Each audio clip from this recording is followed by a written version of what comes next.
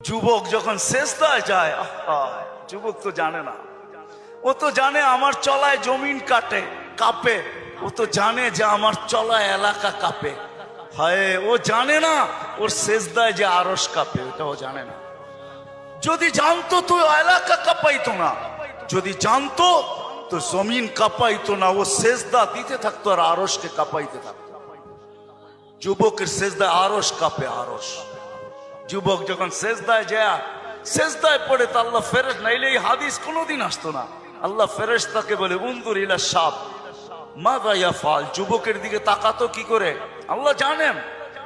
তো ফেরেশতা বলে জাআলা আজলাহু ওয়া মাজালাহু লিআজলিক, সবকিছু বিসর্জন দিয়ে আপনার কুদরতি পায়ে মাথা ঠেকায় দিয়েছে।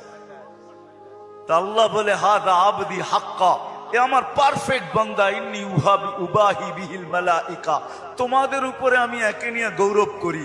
যখন সেজদায় চিৎকার দেয় সুবহানা রাব্বিয়াল আলা, আল্লাহ বলে সাব্বাহতানি সাব্বাহতুক, তুই আমাকে পবিত্র বললি, যাহ তুই পবিত্র, তোর গুনাহ মাফ, সেজদার থেকে উঠার আগে মাফ।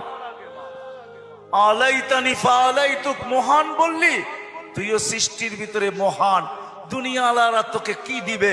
কিয়ামতের দিন আমি তোকে আরশের নিচে সুপার ডিলাক্স গ্যালারিতে বসাবো। গ্যালারিতে, সুপার ডিলাক্স গ্যালারি বোঝেন? 7 জনের ভিতরে একজন ওই যুবক যে যৌবন আল্লাহর সাথে বিনিময় করে। আল্লাহ বলে তাকে আমি আরশের নিচে গ্যালারিতে বসাবো। সাবআতুন ইয়াদিল্লুহুমুল্লাহু তাহতা দিল্লি। দুনিয়াওয়ালারা তোকে কি দিবে? দুনিয়াওয়ালারা অতক্ষণ দিবে যতক্ষণ স্বার্থ আছে। হইতে পারে স্বার্থ শেষ তো তোমার এতিম বাচ্চা, তোমার দুধের শিশুকেও এতিম করতে দুনিয়াওয়ালারা দ্বিধা করবে না, দ্বিধা করবে না।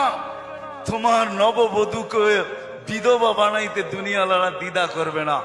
অতদিন তুমি চামচ, যতদিন তুমি বোঝেন। রাগ হয়ে গেলেন? যুবক পায়ে হাত রাখি, মাপ চাই তোমাদের কাছে। অতদিন তুমি দুনিয়াওয়ালাদের কাছে দাম পাবে যতদিন তুমি চামচ হবে, চামচ। আল্লাহ বলে